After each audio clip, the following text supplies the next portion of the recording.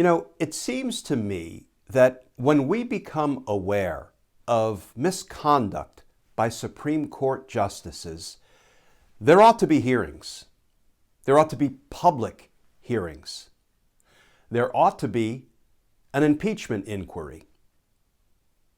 Because justice matters.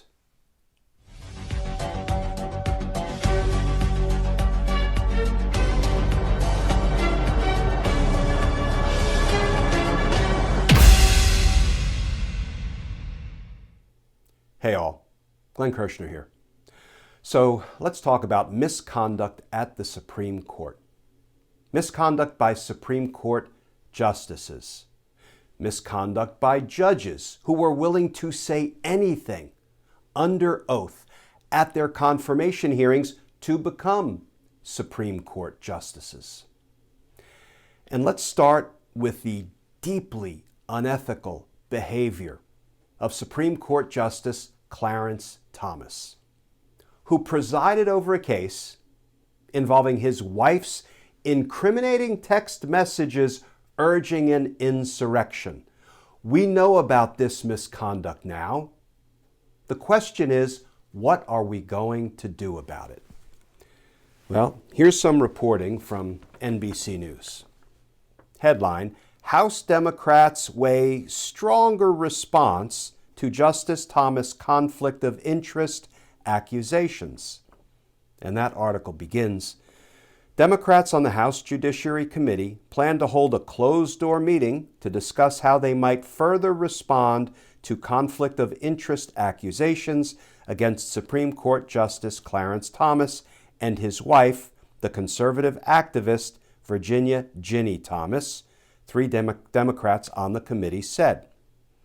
Some Democrats have already suggested drafting legislation to create a code of ethics for Supreme Court justices, which the court would likely see as not being up to constitutional muster. Others have floated the idea of launching investigations or holding hearings to generate public pressure on the justices to enact their own code.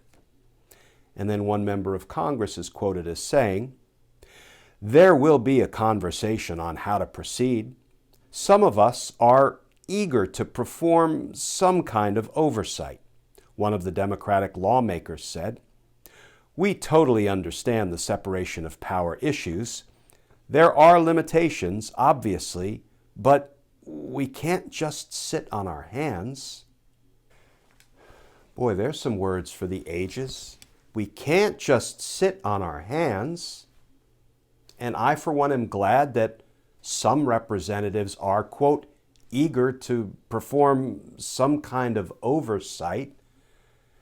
I mean, after all, that is your job. Can I suggest that the only acceptable approach is to hold public hearings, is to open an impeachment inquiry? Now, that doesn't guarantee that at the end of the hearings there will be articles of impeachment drafted up by Congress, but now that we know of this deeply unethical conduct by a Supreme Court justice, there need to be hearings. There needs to be a public impeachment inquiry. Let's turn to another kind of judicial misconduct. Justice Alito. We just learned, courtesy of a leaked draft Supreme Court opinion authored by Justice Alito, that the Supreme Court is preparing to overrule Roe versus Wade, to revoke the constitutionally protected privacy rights of women. And it looks like other justices are prepared to sign on to Justice Alito's opinion. But here's the thing. That is not what Justice Alito testified to at his confirmation hearing. That is not what he signaled he would do. And the same is true for other judges who testified under oath at their confirmation hearings regarding Roe versus Wade. So what did these judges say during their confirmation hearing in their zeal to win confirmation and ascend to the Supreme Court? Alito, Roe v. Wade is important precedent of the Supreme Court. Gorsuch, it's the law of the land and I accept the law of the land. Kavanaugh, it's settled as precedent of the Supreme Court.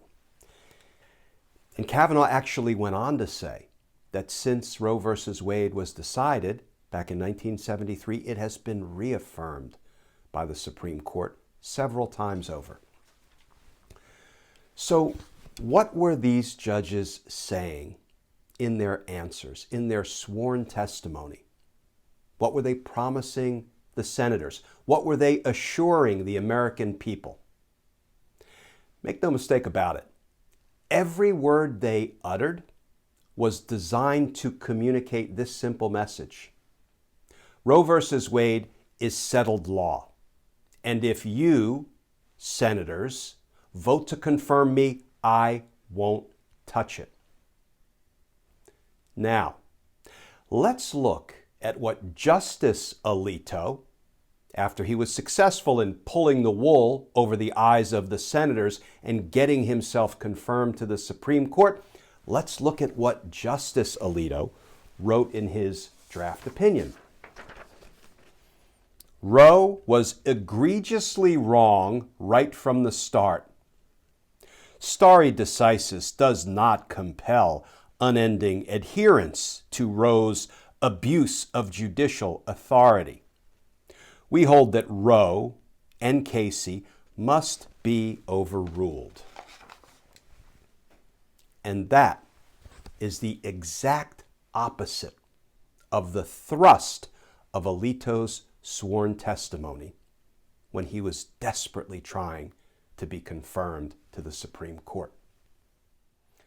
So if Alito's draft opinion becomes law, and these other justices like Kavanaugh and Gorsuch sign on to it, well, then while we're holding judicial misconduct hearings, what say we also investigate the possible perjury of Alito and Gorsuch and Kavanaugh and perhaps others? Because justice matters. Friends, as always, please stay safe, please stay tuned, and I look forward to talking with you all again tomorrow.